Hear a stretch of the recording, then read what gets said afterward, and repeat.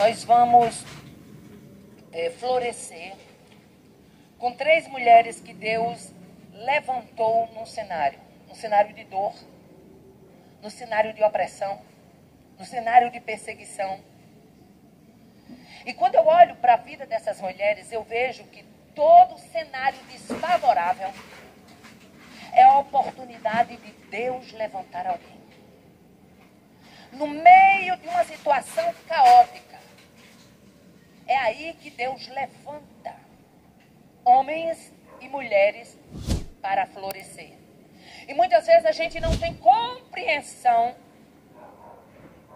de que ao florescer você está pavimentando a vida de outro que vai vir depois. Então vamos florescer nessa tarde? Quem quer florescer, dá um glória a Deus.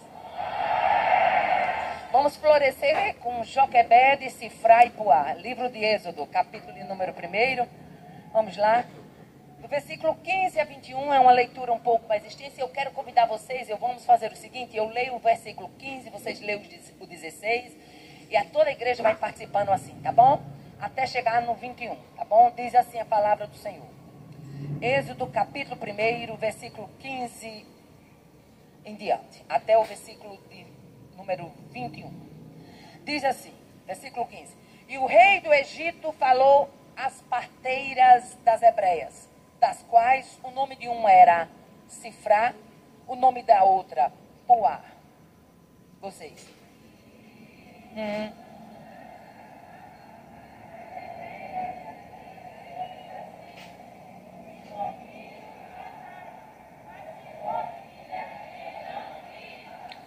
As parteiras, porém, temeram a Deus. Não fizeram como o rei do Egito lhes dissera. Antes, conservavam os meninos com vida.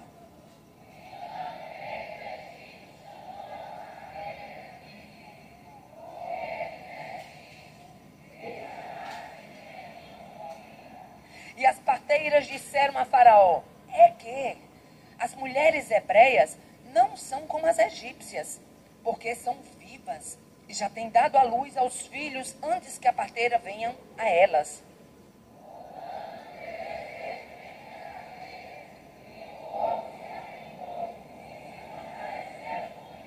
Versículo 21, eu encerro. E aconteceu que, como as parteiras temeram a Deus, estabeleceu-lhes casas. Aleluia. Veja o que tem no versículo 20. E o povo se aumentou e se fortaleceu muito. Aleluia.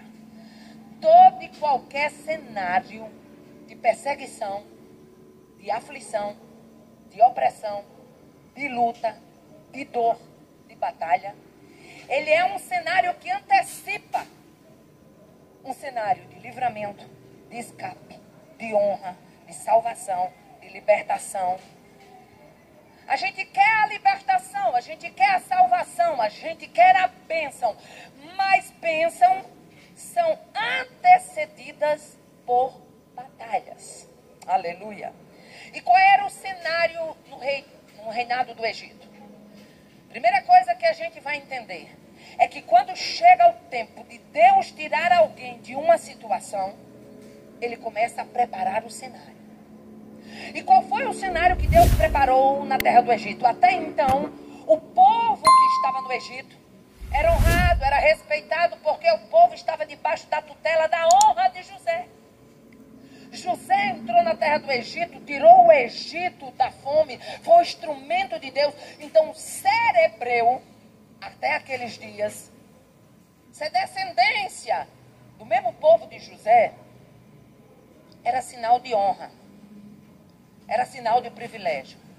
Mas para mudar o cenário, a Bíblia diz, e levantou-se um rei que não conhecia José. Aleluia. Quando Deus quer mudar a história, ele começa mudando cenários. Aleluia.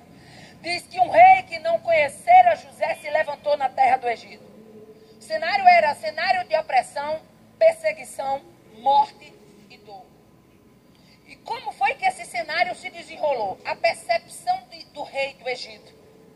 A percepção dele, ele olha e vê a grandeza popular hebreus. Gente, eu dizia hoje a Zi e a Carolina ali no almoço, que a gente só diz que ele é, que ele tem, que ele faz por causa da misericórdia. Mas se os nossos olhos espirituais se abrissem, a gente ia ver a carrada de demônio que tem por aqui, a gente. É demônio, minha filha, de caçamba. Aí tu acha que tu vai vencer uma batalhazinha, fazendo um jejuzinho meia boca, uma oraçãozinha de ponta de nariz. A batalha é forte. E Deus nos chamou para florescer num cenário de perseguição. Aleluia. Então a percepção da grandeza populacional dos hebreus incomodou o rei. Incomodou a tal ponto que ele tinha medo, tinha tanto hebreu, que ele começa a ver, qual era o medo de Faraó? Que quando os inimigos viessem, os hebreus se aliassem com os inimigos. E os hebreus conheciam a terra, os hebreus conheciam, vamos dizer assim, geograficamente, conheciam os costumes. Então os hebreus se juntassem com os inimigos, era derrota para o Egito. E ele começa a perseguir. E veja só o que é que a Bíblia nos mostra. Todo cenário de perseguição, ele começa, primeiro, comparação e inferioridade. Todo cenário de perseguição começa com essas duas coisas, comparação e inferioridade. Ele comparou o número de hebreu e de egípcio. E ele viu que o número era grande, e viu que dessa forma eles estavam em posição inferior, desfavorável.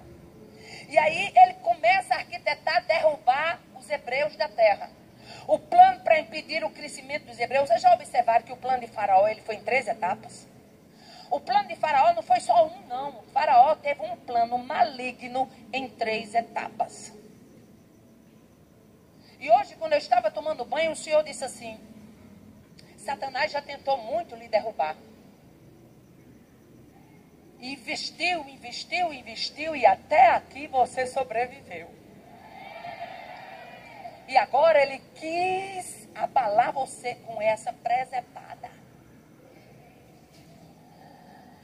Eu me lembrei que quando o Faraó se levanta, ele se levanta com um plano maligno, mas em 3 etapas, sabe? Você está achando que Satanás vai usar só uma arma para você? Ele usa uma, se aquela falhar, ele pega outra, se aquela falhar, ele pega outra, se aquela falhar, ele pega outra, se aquela falhar, ele pega outra. Aí você diz: irmã Aparecida, a gente vai viver assim, guerreando, enquanto a gente estiver aqui, meu filho, descanse só na glória. Enquanto a gente estiver aqui é uma batalha. Irmã Aparecida, e a gente vai fazer o quê? Agora só tem uma coisa: enquanto ele está pegando uma arma, pega uma, pega outra, pega uma, pega outra, Deus tem uma bazuca celestial que depois que ele levanta,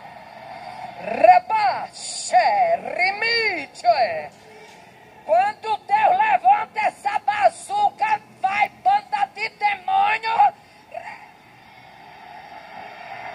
voa casca de capeta para tudo que é lado, meu filho.